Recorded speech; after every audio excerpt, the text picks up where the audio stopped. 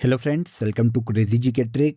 तो आइए daily current affairs की सीरीज को आगे बढ़ाते हैं और आज के इस वीडियो में हम 25 अगस्त 2023 के सभी करंट अफेयर्स को एक एक करके यहाँ पर डिस्कस कर लेते हैं। वीडियो में एंड तक बने रहिएगा। पसंद आए तो लाइक और शेयर कर दीजिएगा। और अगर आपको इस टॉपिक की पीडीएफ को डाउनलोड करना है तो आप क्रेजी जी के ट्रिक के टेलीग्राम से या फिर क्रेजी जी के ट्रिक के एप्लीकेशन पर जाकर फ्री ऑफ कॉस्ट इसकी पीडीएफ को डाउनलोड कर सकते हैं। आइए आज के करंट अफेयर का सबसे पहला क्वेश्चन देखिए। चंद्रमा के दक्षिणी ध्रुव पर उतरने वाला पहला देश कौन सा है? वेरी वेरी इंपॉर्टेंट, और इसका आंसर आप सभी को पता है। चंद्रमा के दक्षिणी ध्रुव पर उतरने वाला पहला देश इंडिया बन गया है। आंसर डी हो जाएगा। चंद्रमा 3 मिशन को हाल ही में इंडिया ने लॉन्च किया था, जो कि चंद्रमा के दक्षिणी ध्रुव पर 23 अगस्त को सफलतापूर्वक पहुंचा है। इसके साथ ही देखिए, चंद्रमा के दक्षिणी ध्रुव पर उतरने वाला इंडिया विश्व का पहला देश बन गया है। देखिए फ्रेंड्स, भारत चांद पर पहुंचने वाला विश्व का चौथा देश है। इसके पहले रूस, अमेरिका और चीन भी ये कारनामा कर चुके हैं। अब मिशन चंद्रयान 3 की बात करें तो आप सभी जानते हैं कि इसे इसरो के द्वारा लॉन्च किया गया है। लॉन्च कब किया गया था? तो लॉन्च 14 जुलाई 2023 को किया गया था सतीश धवन अंतरिक्ष केंद्र से, जो कि आंध्र प्रदेश के श्रीहरिकोटा द्वीप पर स्थित है। अब लॉन्च किस व्हीकल के द्वारा किया गया? तो चंद्रयान 3 को GSLV मार्क 3 के द्वारा लॉन्च किया गया था। इसमें उपकरण क्या क्या हैं? तो देखिए, इसके लैंडर को विक्रम नाम दिया गया है और इसका जो रोवर है वो प्रज्ञान है।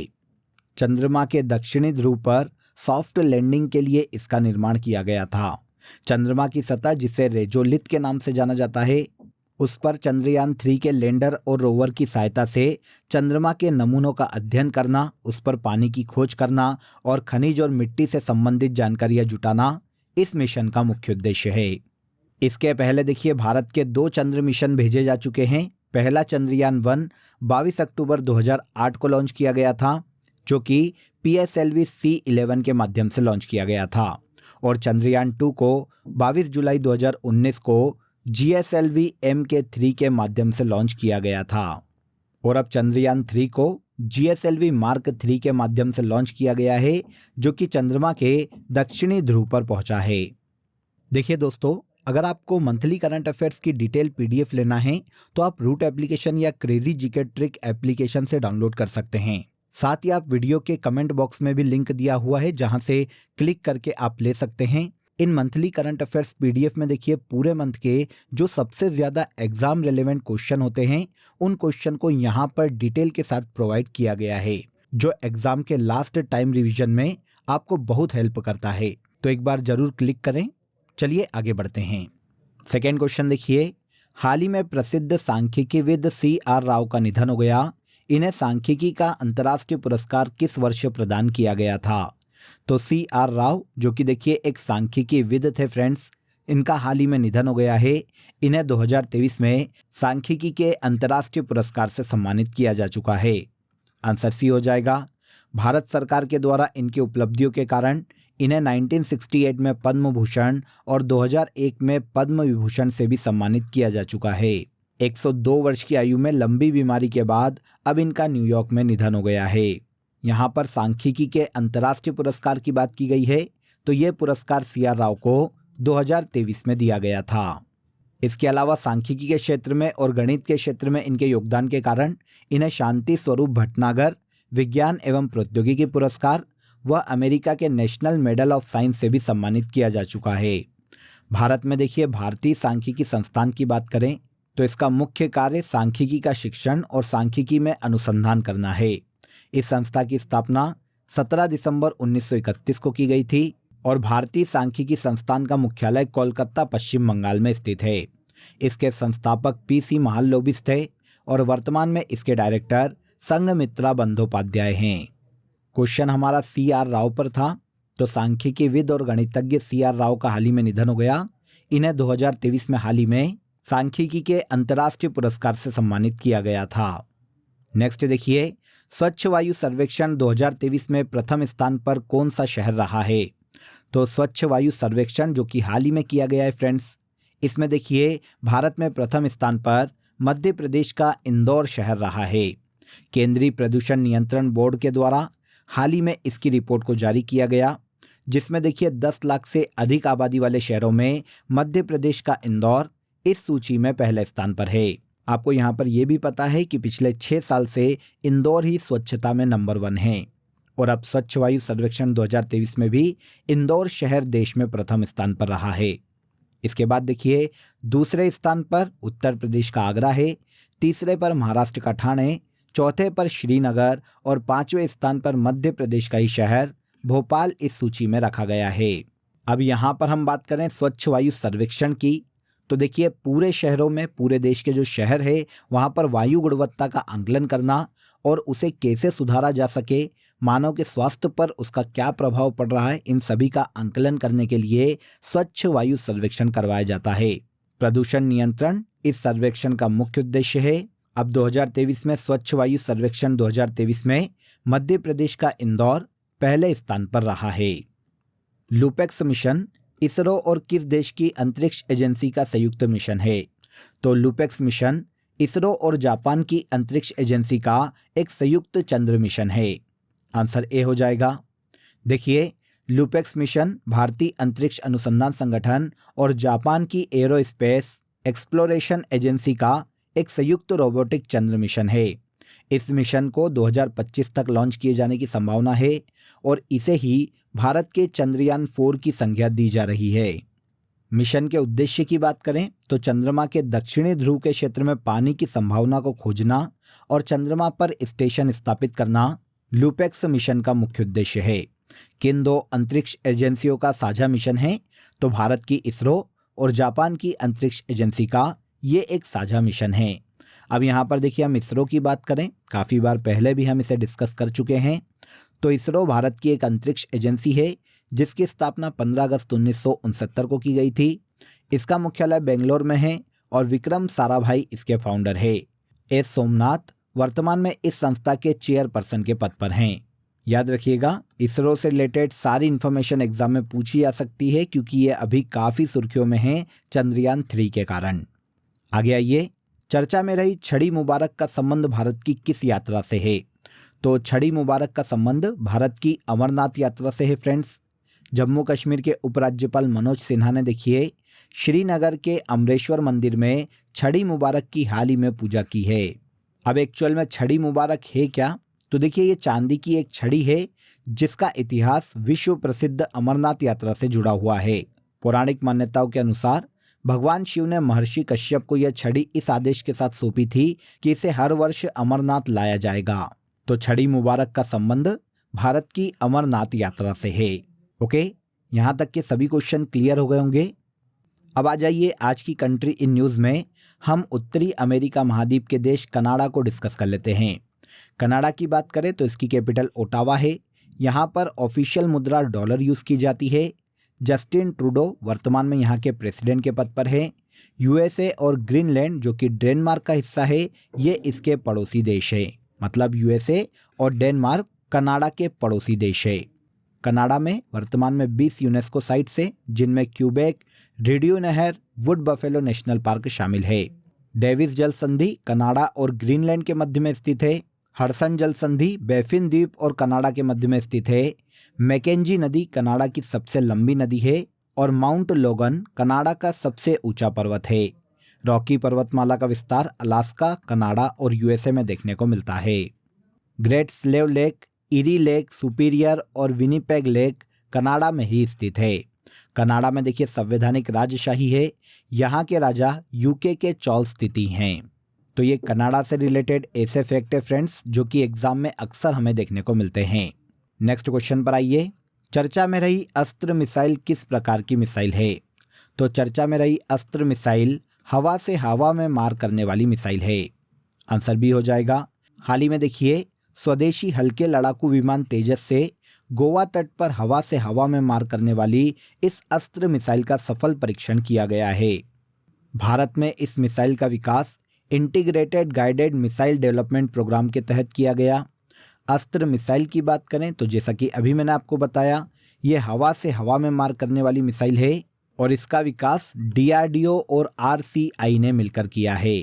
भारत में सबसे पहली बार मिसाइल कार्यक्रम की शुरुआत 1983 में की गई थी और इस प्रोग्राम का मुख्य उद्देश्य मिसाइल प्रौद्योगिकी में भारत को आत्मनिर्भर बनाना है।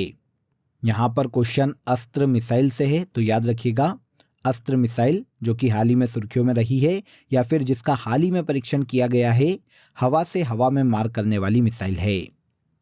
बिजनेस 20 शिखर सम्मेलन का आयोजन कहाँ किया जाएगा?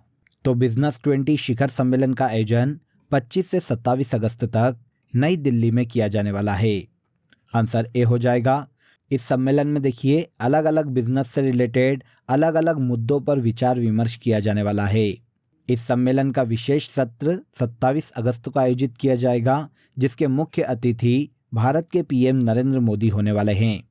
इस सम्मेलन के विषय की बात करें तो responsible, accelerated, innovative, sustainable, equitable business, ये 2023 में इस सम्मेलन की थीम है। तो बिजनेस 20 शिखर सम्मेलन का आयोजन भारत की राजधानी नई दिल्ली में किया जा रहा है। इसके बाद आइए 11वीं एशियन जूनियर वुशु चैंपियनशिप में भारत ने कुल कितने मेडल अपने नाम किए हैं? यह क्वेश्चन भी इंपॉर्टेंट है, नोट कीजिएगा। पहले देखिए ये जान लेते हैं कि 11वीं एशियन जूनियर वुशु चैंपियनशिप का आयोजन कहाँ किया गया। तो इसका आयोजन हाल ही में चीन के मकाऊ में किया गया है, जिसमें भारतीय खिलाड़ियों ने टोटल 9 मेडल अपने नाम किए हैं। इन 9 मेडल में 2 गोल्ड, 1 सिल्वर और 6 ब्रॉन्ज मेडल शामिल है। टोटल मेडल पूछे हैं तो ये कितने हैं? 9 हैं। अब देखिए फ्रेंड्स, प्रतियोगिता में भारत के रमेश मुंडा और ध्रुव ने गोल्ड मेडल अपने नाम किया है और राहुल कुमार ने सिल्वर मेडल अपने नाम किया है। एशियन जूनियर वुशु चैंपियनशिप, इसका आयोजन हर 2 साल में किया जाता है फ्रेंड्स, और इसका आयोजन वुशु फेडरेशन ऑफ एशिया के माध्यम से किया जाता है। इस चैंपियनशिप की शुरुआत 2001 में की गई थी और पहली बार 2001 में इसका आयोजन वियतनाम में किया गया था। अब चीन के मकाऊ में 2023 में इसे आयोजित किया गया है, जिसमें भारतीय खिलाड़ियों ने टोटल 9 मेडल अपने नाम किए हैं। नेक्स्ट देखिए, डीआरडीओ के कार्यों की समीक्षा करने के लिए किसकी अध्यक्षता में समिति का गठन किया गया है? तो देखिए हाल ही में 2023 में डीआरडीओ के समस्त कार्यों की समीक्षा करने के लिए प्रोफेसर के विजय राघवन के नेतृत्व में एक समिति का गठन किया गया है। ये जो समिति है फ्रेंड्स, ये 9 सदस्यीय समिति होने वाली है, जिसकी अध्यक्षता भारत सरकार के पूर्व प्रधान वैज्ञानिक सलाहकार प्रोफेसर के विजय राघवन करने वाले हैं। ये जो कमेटी है फ्रेंड्स, डीआरडीओ के पुनर्गठन, डीआरडीओ की कार्यप्रणाली में बदलाव और इसके अलावा लघु और मध्यम उद्योग में स्टार्टअप की भागीदारी को अधिकतम करने के उद्देश्य से गठित की गई है। अब डीआरडीओ की बात करें तो ये भारत का एक प्रमुख रक्षा अनुसंधान संस्थान है फ्रेंड्स, जिसकी स्थापना 1958 में की गई थी। मुख्यालय नई दिल्ली में स्थित है और डॉक्टर समीर वी कामत इस संस्था के वर्तमान में चेयरमैन के पद पर हैं। इसके बाद आज के करंट अफेयर का सबसे लास्ट क्वेश्चन देखिए, केरल राज्य का पहला आर्टिफिशियल इंटेलिजेंस स्कूल कहाँ खोला गया है? तो केरल राज्य का पहला एआई स्कूल तिरुवनंतपुरम में खोला गया है। आंसर ए हो जाएगा। भारत के राष्ट्रपति रामनाथ कोविंद ने देखिए हाल ही में तिरुवनंतपुरम में केरल के पहले एआई स्कूल का इनॉग्रेशन किया है। ये एआई स्कूल 8वीं से लेकर 12वीं कक्षा तक पढ़ने वाले छात्रों के लिए शुरू किया गया है। आर्टिफिशियल इंटेलिजेंस के बारे में तो आप सभी जानते हैं, आर्टिफिशियली बुद्धिमत्ता का विकास करना ही आर्टिफिशियल इंटेलिजेंस कहलाता है। शिक्षा में टेक्नोलॉजी को बढ़ावा दिया जा सके, इसके इस्तेमाल को बढ़ावा दिया जा सके, इसी उद्देश्य से केरल का पहला एआई स्कूल हाल ही में खोला गया है। कहाँ खोला गया ये इंपॉर्टेंट है, तो केरल के तिरुवनंतपुरम में से खोला गया है। यहाँ पर यह याद रखिएगा कि पूरे विश्व में आर्टिफिशियल इंटेलिजेंस के जनक जॉन मैकार्थी को माना जाता है। नोट कर लीजिएगा, फैक्ट काफ़ी एग्जाम में पूछा जाता है। क्लियर? तो यहाँ पर देखिए हमने 25 अगस्त 2023 के सभी करंट अफेयर्स को डिटेल में समझ लिया। अब आ जाइए आज की फैक्ट शीट में हम पुरस्कार और उसके क्षेत्र को आगे बढ़ाते हैं। कल के सेशन में भी हमने इसको डिस्कस किया था। तो देखिए 5 पुरस्कार यहाँ पर मैं आपको बताऊंगा जो कि एग्जाम में काफ़ी देखने को मिले हैं। सरस्वती सम्मान की बात करें तो ये साहित्य के क्षेत्र में दिया जाता है और 1991 में इसकी शुरुआत की गई थी। वाचस्पति पुरस्कार संस्कृत साहित्य में योगदान के लिए दिया जाता है, शुरुआत 1992 में की गई थी। शंकर पुरस्कार भारतीय दर्शन, संस्कृति और कला के क्षेत्र में दिया जाता है। व्यास सम्मान की बात करें तो साहित्य के क्षेत्र का ये बहुत ही महत्वपूर्ण पुरस्कार है और कबीर पुरस्कार सामाजिक सद्भाव के क्षेत्र में दिया जाता है। तो ये 5 ऐसे पुरस्कार है जो कि आपको याद रखने चाहिए। एक बार पॉज करके देख लीजिएगा ताकि अगर कोई भी डाउट हो तो वो यहाँ पर क्लियर हो जाए। अब आ जाइए लास्ट डे के सेशन में जो करंट अफेयर हमने डिटेल में समझा था उसे हम एक बार यहाँ पर रिवाइज कर लेते हैं। पहला देखिए, भारतीय निर्वाचन आयोग ने किस खिलाड़ी को निर्वाचन आयोग का नेशनल आइकॉन बनाया है? तो ये सचिन तेंदुलकर है। थाईलैंड का नया प्रधानमंत्री श्रेथा थाविसिन को बनाया गया है। नेशनल स्मार्ट सिटी कॉन्फ्रेंस का आयोजन इंदौर में किया जाएगा। विश्व पैरा पावर लिफ्टिंग चैंपियनशिप में हनीड अब्बास ने गोल्ड मेडल अपने नाम किया है। इसके बाद चर्चित कावेरी जल विवाद तमिलनाडु और कर्नाटक के मध्य में देखने को मिलता है।